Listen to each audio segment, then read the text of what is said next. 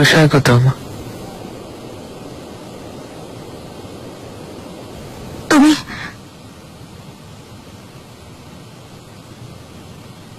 এখানে কিভাবে? হেলেনা, আমার সুন্দর ভালোবাসা, আমার জন্য শাহজাদাকে ফেরাতে চেয়েছিলে। এখন বলো আমার কাছে কি চাও? চাইলে পুরো পৃথিবী এনে দেব। কি বলতে চাইছো?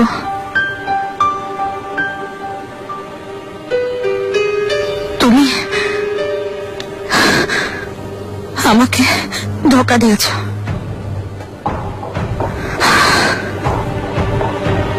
এতদিন অভিনয় করেছো? না, সব না, যা কিছু হয়েছে সব সত্যি। তোমাকে আমার এখানে আনার কারণ শুধু একটাই, ভালোবাসা।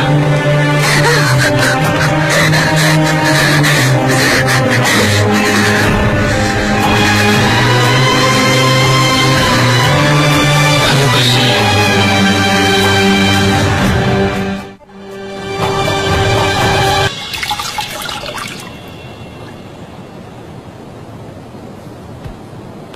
ফিদান, আদেশ করুন সুলতানা। হেলেনার কি খবর? কোথায় ও? শাহজাদার কামরায় আছে এখনো।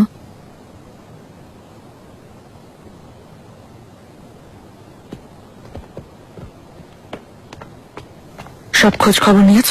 নিশ্চিন্ত থাকুন সুলতানা, হুররাম সুলতানের সাথে যোগাযোগ থাকা অসম্ভব। মেয়েটা স্থানীয়, সহজ সরল গরিব মেয়ে।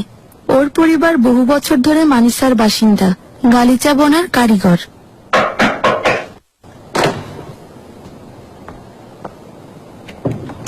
এসো ফাতমা।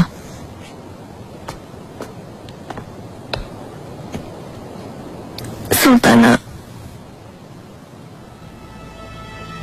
এ কি অবস্থা? সুলতানা, শাহজাদা এক মেয়েকে নিয়ে এসেছেন। আসতে না আসতেই মেয়েটা খাস কামড়ায় গেছে। আমার ছেলেকে কি তোমার অনুমতি দিতে হবে? তা কেন সুলতানা? খবরদার কোনো ঝামেলা করবে না। শীঘ্রই তুমি মা হতে যাচ্ছ, নিজের কথা ভাবো।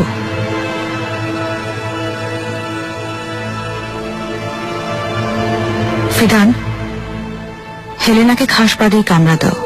হেলেমের নিয়ম কানুন ভালোভাবে বুঝিয়ে দাও ওকে। যেমন আদেশ সুলতানা। তবে একটা জরুরি বিষয় জানাতে চাই। কাল রাতে গোসলের সময় মেয়েটা বলেছিল। কি বলেছিল? আমার কাছে সাহায্য চাইছিল, সে চলে যেতে চায়। আসার পর থেকে দেখছি মন খারাপ।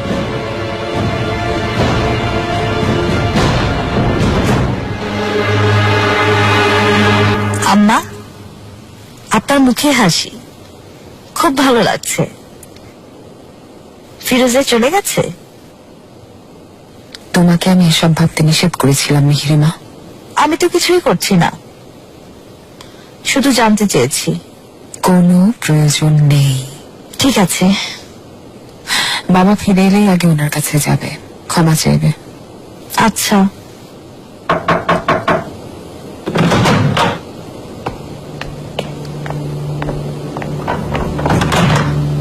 সুলতানা, আফিফা খাতুন, মোহর লাগানোর জন্য কিছু কাগজপত্র এনেছি। কিসের? নিগার খাতুনকে বিদায় দেয়ার প্রাসঙ্গিক কাগজপত্র। নিগারের বিয়ে কার সাথে? এদিনে বাজারের এক ব্যবসায়ী, বেশ ভালো পাত্র সে। পাশা খুব কষ্ট পাবেন। নিয়ম অনুযায়ী প্রাসাদের কোনো কর্মচারীর সাথে কি নিগারে দিয়ে দেওয়া যায় না? সেটা উচিত হবে না, কারণ আমরা চাই জাহাপনার কাছে এই বিষয়টা গোপন থাকুক, ঠিক কাল রাতের ঘটনার মতো। কি বলতে চান? ফিরোজে খাতুন। কি হয়েছে ফিরোজে খাতুনের? আমাদেরকে কিছু বলেনি, কিন্তু ওকে বিধ্বস্ত অবস্থায় খুঁজে পেয়েছি। হুররাম এমন ভাবে ভয় দেখিয়েছে একদিন ওকে মেরেই ফেলবে। শাহজাদি, আমি তোমাকে অনুরোধ করছি তুমি এই ঝামেলা থেকে দূরে থাকো। এখন সবাই নজর রাখছে, কেউ মারতে পারবে না। চেষ্টা তো করেছিল, নিগার বাঁচিয়ে দিয়েছে। নিগার কালফা?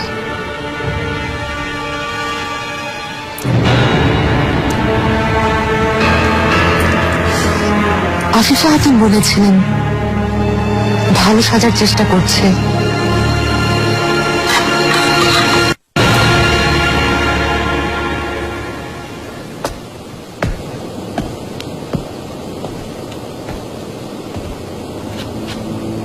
ওর নিরাপত্তার জন্য সব ব্যবস্থা সুনিশ্চিত করা আমার দায়িত্ব। কে বাধা নিচ্ছে আপনাকে? যা খুশি করুন। আসার পর থেকে দেখছি একটা কাজই করছেন। এতই গুরুত্বপূর্ণ সে? মিহিমা, তুমি ঘরে যাও। আম্মা, ঘরেই যেতে বলেছি।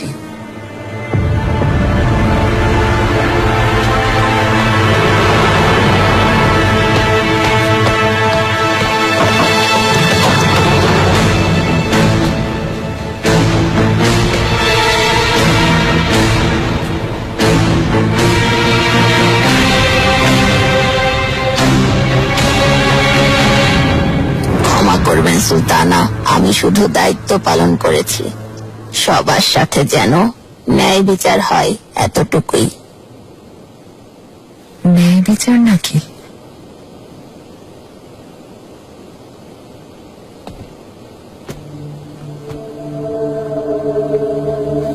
কেমন বিচার এটা আফিফা হাতুন? আমি যখন প্রাসাদে এসেছিলাম নিঃসঙ্গ, আমাকে বাঁচাতে কেউ আসেনি। সবাই আমার পেছনে লেগেছিল।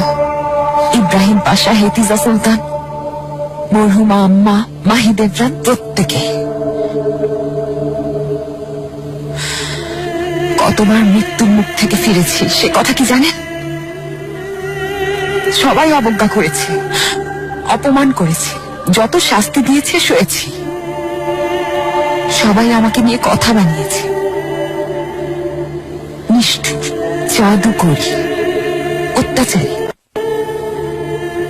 কিন্তু এত অত্যাচার সহ্য করেও আমি কাউকে কিচ্ছু বলিনি, কাউকে বুঝতে দেইনি। অথচ ফিউজা আসার পর থেকে সবাই ওর সাথে আছে। ওকে বাঁচাতে সবাই এক হয়েছে। বিষাক্ত সাপের মতো আমার কাছে ছেড়ে দিয়েছে, যেন ছোবল দিতে পারে। এর নাম ন্যায় বিচার আফিফা হাতুন? উত্তর দিন। অন্যদের কথা না হয় বুঝলাম, সবাই বিভিন্ন কারণে আমার উপর অসন্তুষ্ট, কিন্তু আপনি আপনি আমার বিরোধী কেন? প্রধান হাসমিদার হওয়ার পরও কেন আপনি আমাকে শত্রু ভাবছেন? সুলতান সুলেমানের বিবাহিতা স্ত্রী আমি, তার 5 সন্তানের মা আমি। অথচ সামান্য দাসীকে আমার থেকে বেশি প্রাধান্য দিচ্ছেন। অসম্ভব, কখনো না সুলতানা। কিসের শত্রুতা? না জেনে অসম্মান করে থাকলে ক্ষমা করবেন, কিন্তু আমি পক্ষপাতিত্ব চাই না আমি।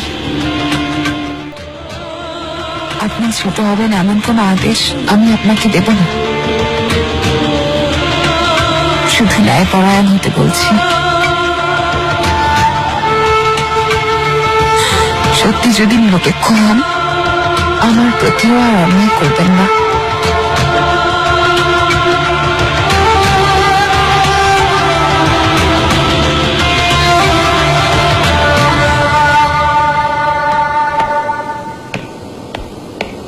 ফিরোজা, কাল রাতের কথা কাউকে বলনি তো? না, এটা আমার আর হুররাম সুলতানের বোঝাপড়া। তুমি সুলতানের সাথে প্রতিযোগিতায় নেমেছ। হয় তুমি সাহসী, না হয় তুমি বোকা। তবে মনে হচ্ছে কিছু ভেবেছ। হ্যাঁ, ভেবেছি। আপনি শুধু দেখুন আমি সবার সাথে কি করি। জাহাপনার কোনো খবর আছে? কি ব্যাপার? কি প্রয়োজন জাহাপনাকে?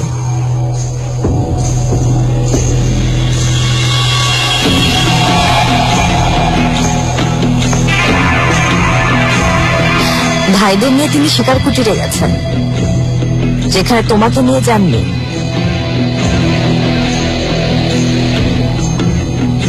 নিগার হাতুন, এদিক ওদিক না ঘুরে গিয়ে প্রস্তুতি নাও। জানো তো বিয়ে ঠিক হয়েছে।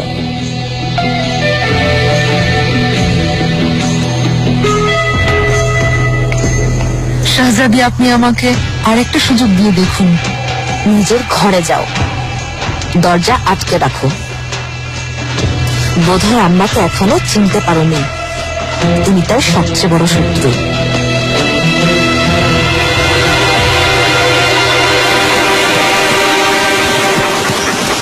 আমরা মানিসায় গেলে তোমাকে নিয়ে শিকারে যাব। ওখানকার পাহাড় জঙ্গল সব অন্যরকম। আপনি 16 বছর বয়সে গিয়েছিলেন? হ্যাঁ, ওখানেই ছিলাম বহুদিন। এলাকাটা আমার খুবই পরিচিত। এখন তো শাহজাদা মুস্তফা ওখানে শাসন করছেন। আমি কোথায় যাব জাহাপনা? কোন প্রদেশে? অস্থির হবে না শাহজাদা, সময় হলেই পাঠাবো। আর কতক্ষণ হাঁটতে হবে আমাদের? কি ব্যাপার, ক্লান্ত লাগছে সেলিম? আমি ক্লান্ত।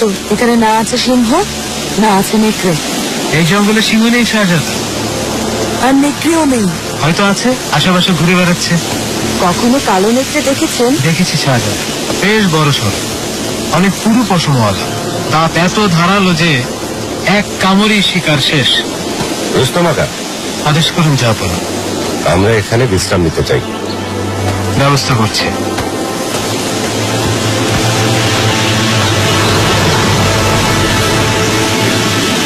কোথায় ছিলে তুমি? অনেকবার খোঁজ নিয়েছি। আমি তো যুদ্ধের কাহিনী লিখছি পাশা। পারস্য অভিযানে যা দেখেছি, যা শুনেছি, যা জেনেছি সব একে একে লিখছি। আর সেই পাণ্ডুলিপির নাম রেখেছি মহামান্য সুলতান সুলেমান খানের পারস্য অভিযানের বিবরণ। ভালো, জাহাপনের পাশাপাশি আমার কথাও লিখবে মাত্রাচ্ছি, কারণ সাহিত্য অমর হয়ে থাকে। মহামান্য পাশা, আশা করি ভালো আছেন। ধন্যবাদ মুস্তফা পাশা, বলুন। পাশা, ফ্রান্সের রাজা ফ্রান্সওয়া দূত পাঠিয়েছেন। তারা অনেকদিন ধরে অপেক্ষায় আছেন। সবাই ডাকুন তাহলে, শোনা যাক তাদের কি অসুবিধা। আয়াস পাশা আর কাসিম পাশাও যেন সবাই থাকেন। জি অবশ্যই পাশা। জাহাপনা কি শিকার কুটিরে একা গেছেন? না পাশা, ওনার সাথে শাহজাদারাও গেছেন। রুস্তম? সেও সাথে আছে।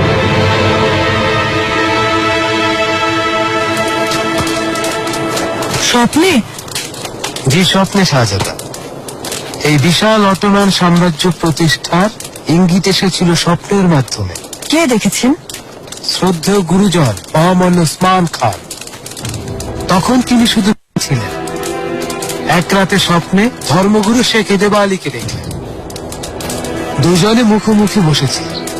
হঠাৎ শেখ এদেবা আলীর বুক থেকে একটা চাঁদ বেরিয়ে এলো। তারপর সেই চাঁদ ওসমান খানের বুকে চলে এলো। পরে বুকের উপর এমন বিশাল এক গাছ উঠল, ইয়া বড়, ইয়া লম্বা, এত বিশাল তার ডালপালা, তা ছড়িয়ে পুরো আকাশ ঢেকে দিল। আর তার শিকড় পুরো ভূখণ্ড আঁকড়ে ধরল। 3 মহাদেশ, এ পৃথিবী তার ছায়াতলে চলে এলো। সবাই সেই গাছের নিচে জড়ো হলো। তারপর সবাই মিলে ওসমান খানের নামে জয়ধ্বনি দিতে লাগলো। রাতের শেষ প্রহরে তার ঘুম ভাঙল। তিনি দেরি না করে স্বপ্নের কথা শেখ এদেবা আলীকে বললেন। মহামান্য শেখ তাকে বললেন, বাবা ওসমান, বাদশাহ হবে তুমি আর তোমার বংশধর।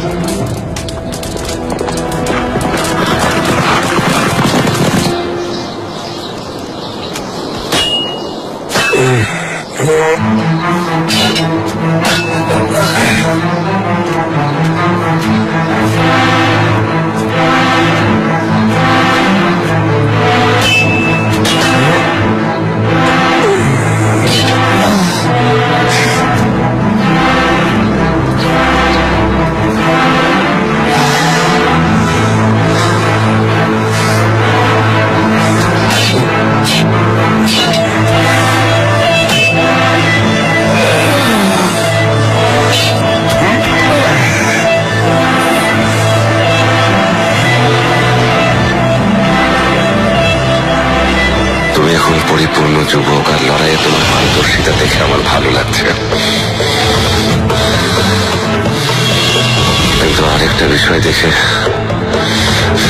আমি অনেক কষ্ট পেয়েছি। তুমি শক্তিশালী হচ্ছ কিন্তু সরলতা হারাচ্ছ মুস্তাফা। তোমার জন্মের সময় স্বপ্ন দেখেছিলাম, আমার কামরার চারদিকে শুধুই অন্ধকার, কিচ্ছু দেখা যাচ্ছিল না। আমি যখনই মোমবাতি জ্বালাতে গেলাম চারদিক আলোকিত হয়ে গেল, যেন কামরায় চাঁদ এসে সিংহাসন আলোকিত করে তুলেছে। কাছে গিয়ে দেখতেই সিংহাসনে তোমাকে পেলাম, তুমি সিংহাসনের উপর ঘুমাচ্ছ।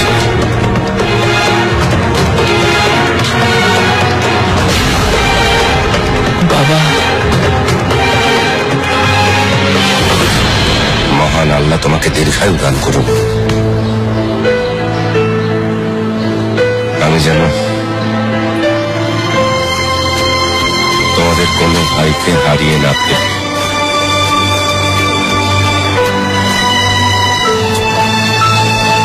রুস্তম আগা, আদেশ করুন জাহাপনা। প্রস্তুতি নাও, রাত হওয়ার আগেই রওনা হতে হবে। সৈন্যরা সব গুটাও, ফিরে যেতে হবে।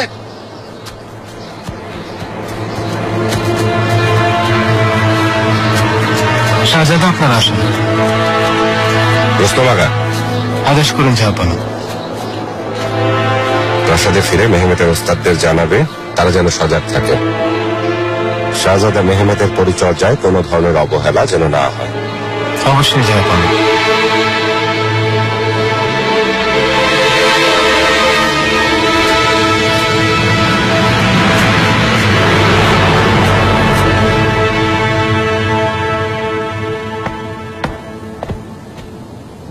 ফ্রান্সের রাজা ফ্রান্সওয়ার দূত জেন্দুলা ফরিদ এসেছেন।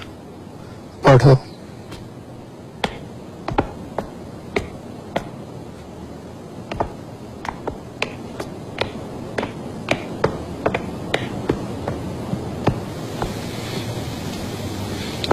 মহামান্য উজিরে আজম, মর্শিয়া ফোরে, সুস্বাগতম।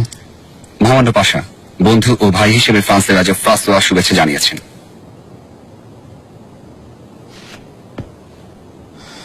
এত আগ্রহ নিয়ে দেখা করার কারণ কোনো খারাপ খবর? স্প্যানীয় রাজা চার্লস সব এলাকা একত্রিত করার চেষ্টা করছে, বিশেষ করে সে ইতালি দখল করার ফোন দিয়ে আসছে। যদি আপনারা সাহায্য না করেন দখল নিয়ে নিবে, ঠিক তারপর ফ্রান্সের দিকে এগুবে। সে আমাদেরকে ধূলিসাৎ করে দিতে চায়। চার্লস এখন পর্যন্ত আমাদের জাহাপনার মুখোমুখি হওয়ার মতো সাহস পাইনি। কাপুরুষ, আমরা সমস্ত জার্মানি কবজা করলাম, অথচ সে একবারও নিজের ভূখণ্ড বাঁচানোর জন্য কোন রকম চেষ্টা করেনি। এটা কি বাদশার আচরণ?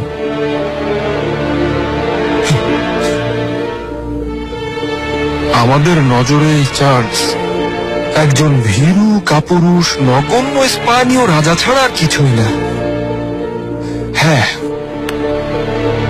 পারস্য অভিযান চলাকালীন সাহস দেখিয়ে আমাদের এলাকাগুলোতে আবার আক্রমণ করেছে। সে সাহস তার এখনো হয়নি পাশা, আবারও পালাবে। নিশ্চয়ই, নিঃসন্দেহে। আমাদের অনুপস্থিতির সুযোগ নিয়ে টিউনিশিয়া আর আলজেরিয়ায় আক্রমণ করেছে। বেচারা চার্লসকে এই দুঃসাহসের জবাব অবশ্যই দিতে হবে। আপনাদের রাজা ফ্রাঁসোয়া আমাদের কাছে বন্ধুত্ব ছাড়া আর কি কি চান বলুন? সুলতানা, আপনি যা জানতে চেয়েছিলেন সব তথ্য এখানে আছে।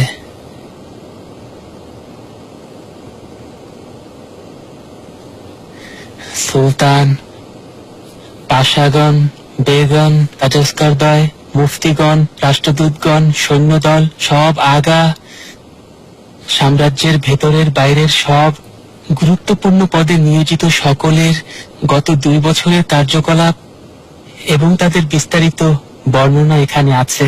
চমৎকার। সুলতানা, কৌতূহলের জন্য ক্ষমা চাইছি। এসব জেনে আপনি কি করবেন? কাকে কাকে সাথে রাখবো তা জানতে চাই সুন্দর। কারণ ইব্রাহিম পাশা শীঘ্রই যাবেন। মানে কোথায় যাবেন? যেখানে আমি চাইব। সে থাকলে বাচ্চাদেরকে নিয়ে আমি খুব চিন্তায় থাকবো। সুলতানা।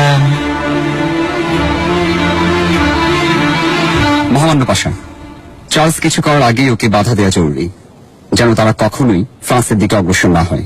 রাজা ফ্রাসোয়া সুলতান সুলেমান খানের সসৈন্য সফরের অধীর আগ্রহে অপেক্ষায় আছেন। বিনিময়ে আমরা কি সুবিধা পাবো?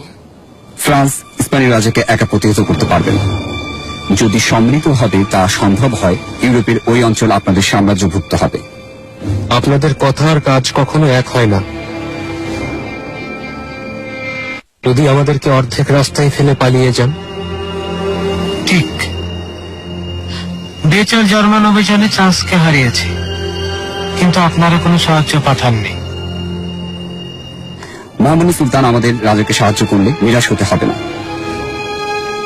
আমরা ঐক্যবদ্ধ থাকলে প্রথমত চার্লস খুব ভয় পেয়ে যাবে, দ্বিতীয়ত পৃথিবীকে শাসন করার যে স্বপ্ন সে দেখছে তা ধূলিসাৎ হয়ে যাবে। নিশ্চয়ই আপনারাও ঠিক তাই চান। বসিয়ে ফোরে আপনাদের রাজা আমাদের কাছে কি সাহায্য চান স্পষ্ট করে বলুন, তাড়াতাড়ি। নৌপথে এবং স্থলপথে সাহায্য চাইছেন। তাছাড়া রাজকোষাগার শূন্য হওয়ায় আমাদের সৈন্যদের জন্য কিছু মোহর প্রয়োজন। এছাড়া যদি মহামান্য সুলতান দয়া করেন, একটা বাণিজ্য চুক্তি করার ইচ্ছা ব্যক্ত করেছেন। তাহলে আপনারা থাকুন, আমরা যাই যুদ্ধ করতে।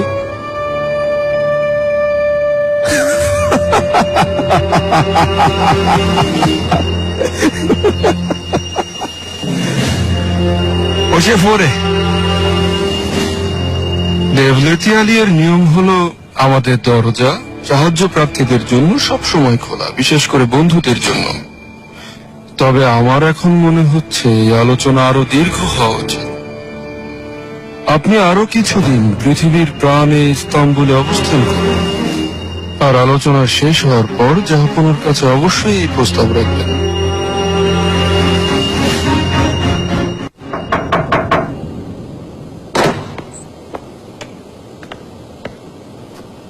সুলতানা, কাছে এসো হাতুন।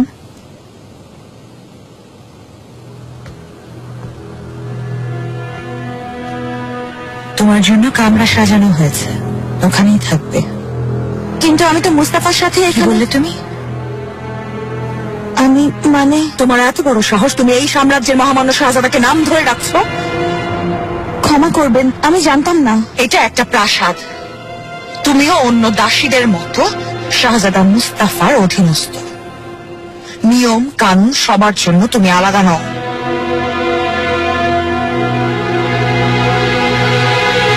নিয়ে যাও।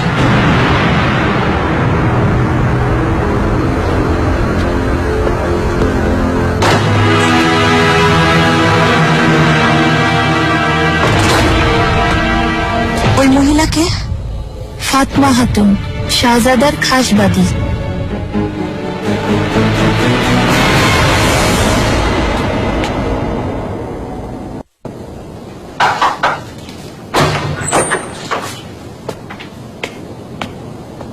শাহজাদি, কি হয়েছে ক্লারা? জুমরতাকা দেখা করতে চাইছেন। ওকে ভেতরে আসতে দাও। শাহজাদি,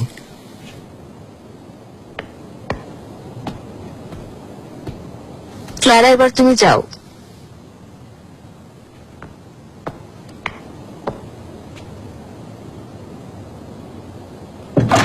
জুমরুত আগা, কি খবর? চিঠি পাঠিয়েছো? পাঠিয়েছে শাহজাদি, দু একদিনের মধ্যে পেয়ে যাবেন। ঠিক বলছো তো? নিশ্চিন্ত থাকো শাহজাদি।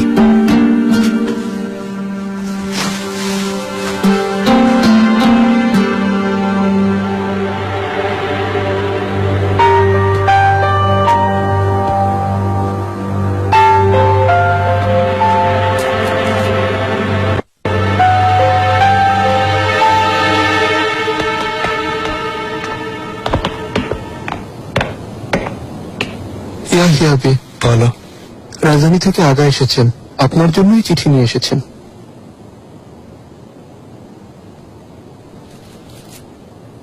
ওই একাকে দেবে, হেরফের করবে না। জি আচ্ছা। তুমি ইস্তাম্বুল ছেড়ে যাওয়ার পর থেকে তোমার কবিতা এখন আমার একাকিত্বের সঙ্গী। তুমি একদম ভেবে না, পাণ্ডুলিপি সযত্নে রেখেছি। তুমি যখনই চাইবে আমি তোমাকে তোমার জিনিস ফিরিয়ে দেব। সেই সাথে আমি আশা করি মানিসের মুস্তফা ভাই সহ তোমরা সুস্থ আছো, তোমাদের দিন আনন্দে কাটছে। এদিকে তুমি যাওয়ার পর থেকে ইস্তাম্বুল বসন্ত হারিয়েছে, এখানে আকাশ মেঘ না।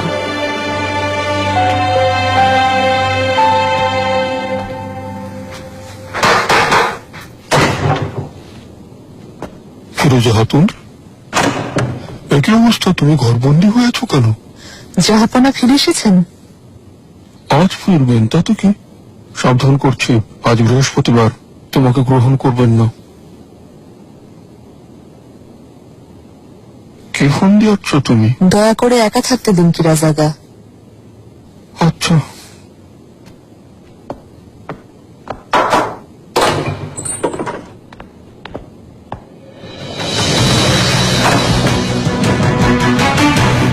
যদি আমাকে হার মানতে হয় আমি এই বিষ খেয়ে জীবন দেব। আর তুমি ফিরোজে, তোমার সেই সাহস আছে? আমি এ শর্তে রাজি। জাহাপানা অবশ্যই প্রতি বৃহস্পতিবার রাতে নিয়ম অনুযায়ী হাসাকি সুলতানের সাথে থাকেন। যদি এই নিয়ম ভাঙতে পারো সব চিন্তা শেষ, বুঝেছ? এটাই হবে হুররামের চূড়ান্ত পরাজয়।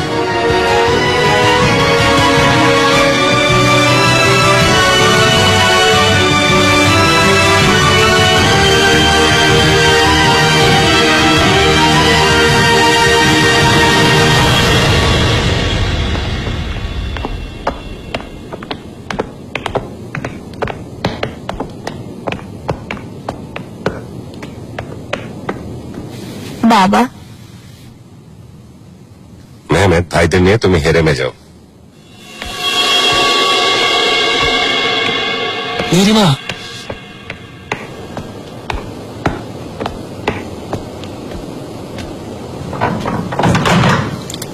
বাবা, মেহরিমা, পরে এসো।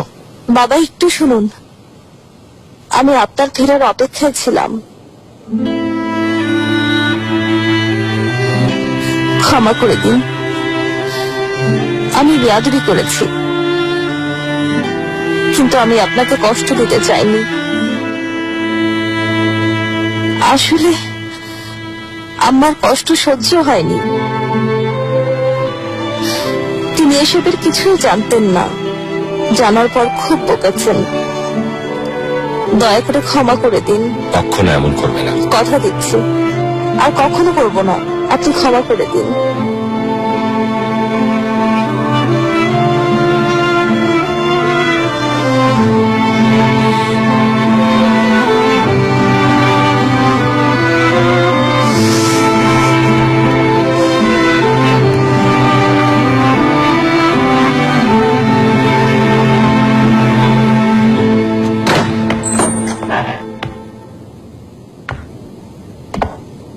শাহজাদা, গোসলের ব্যবস্থা করতে বলো। যেমন আদেশ শাহজাদা। মেহমেদ, আম্মা, সুস্বাগতম। কেমন আছো বাবা?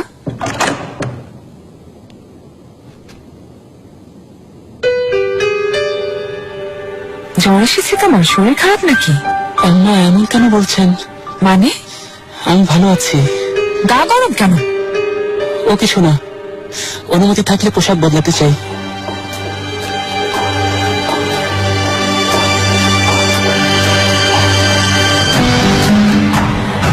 আচ্ছা, তাহলে তুমি বিশ্রাম নাও, পরে কথা হবে তোমার সাথে।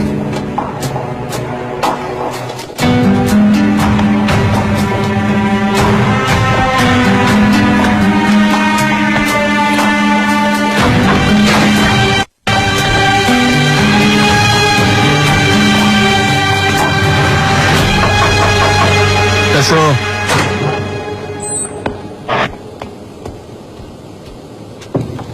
মহামান্য পাশা, সুম্বুলাগা, বলো তোমার কি খবর?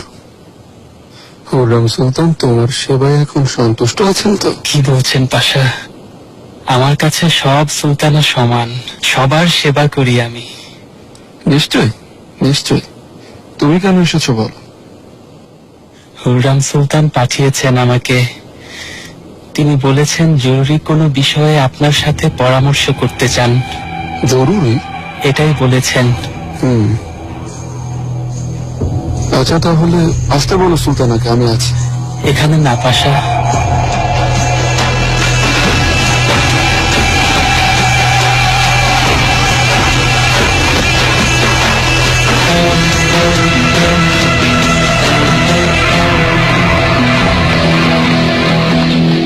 মহামান্য পাশা।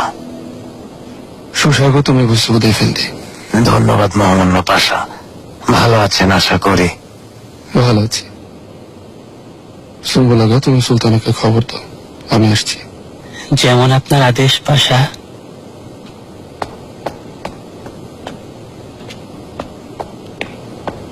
সব ভালো কাজে এফেন্দি, হঠাৎ এখানে কি মনে করে? জাহাপনার সাথে দেখা করব। আমি যে আসবো তা তিনি জানেন, আসতে বলেছিলেন।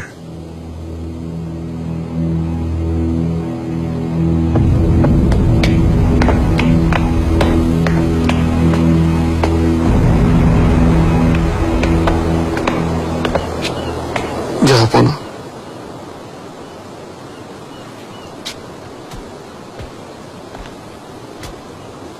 এত দ্রুত দেখা হবে আশা করিনি কাজী এফেন্দি। জরুরি প্রয়োজন জাহাপনা, আসতে বাধ্য হলাম। সুস্বাগতম, এখানে এসে বসুন। জাহাপনা, ফ্রাসোয়ার দূত বক্তব্য পেশ করেছেন, আলোচনা শুরু করেছি। এ বিষয়ে পরে শুনবো, তুমি এখন যেতে পারো। এবুসুদ এফেন্দি কানুননামা পর্যালোচনা করেছেন? করেছি জাহাপনা, এছাড়া বেশ কয়েকটা বই পড়েছি। কোনো আইনে ত্রুটি চোখে পড়েছে? জাহাপনা, দেওলেতি আলীর দেওয়ানি আইন নতুন ভাবে সাজাতে হবে। রাজস্ব আর ভূমি বিষয়ক বর্তমান আইন যথেষ্ট না। এ বিষয়ে বিস্তারিত ব্যাখ্যা খুব প্রয়োজন। বিচার বিষয়ক আইনের উপর আরো গভীরভাবে পর্যালোচনা করতে হবে। আমার পরামর্শ চাইলে বলবো, যত দ্রুত সম্ভব পরিবর্তন করুন। এটা সময়ের চাহিদা, কারণ যেখানে ন্যায় বিচার থাকবে না, আল্লাহর রহমত থাকবে না। আপনার অনুমতি থাকলে আরো কিছু গুরুত্বপূর্ণ বিষয়ে আপনাকে অবগত করতে চাই জাহাপনা। বলুন, আমি শুনছি।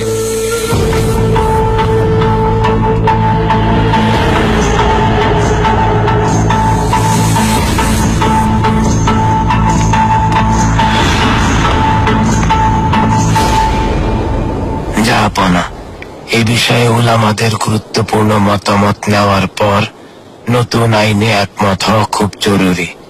অবশ্য এটা হলো কাজাসকের এফেন্দির গুরু দায়িত্ব। কোনো কাজেস্কের অমত পোষণ করবে না। আপনি আপনার মতামত দিন, যদি প্রয়োজন হয় তাহলে কাজাস্কেরদের কাছে পরে ব্যাখ্যা দেবেন। আপনার জাহাপনা, কে যেন ভুলে গেলাম। নিয়োগের আইন, কাজী এবং শিক্ষকদের নিয়োগের মানদণ্ড নির্ধারণ করা খুবই জরুরি জাহাপনা। আমি নিয়োগ পাবো, তুমি নিয়োগ পাবে না, এসব নিয়ে খুব ঝামেলা বেঁধে যায়। তাই এ ধরনের বিবাদ মীমাংসা করা মানদণ্ড ছাড়া কি আদৌ সম্ভব জাহাপনা? ঠিক বলেছেন হোজা চেলেবি। শিষ্যরা তো আপনাকে এ নামেই ডাকে। ঠিক শুনেছেন জাহাপনা, কেউ কেউ এ নামে ডাকে। পরামর্শগুলো কি লিখে এনেছেন? এনেছি জাহাপনা, তবে এটা এখনো প্রাথমিক খসড়া।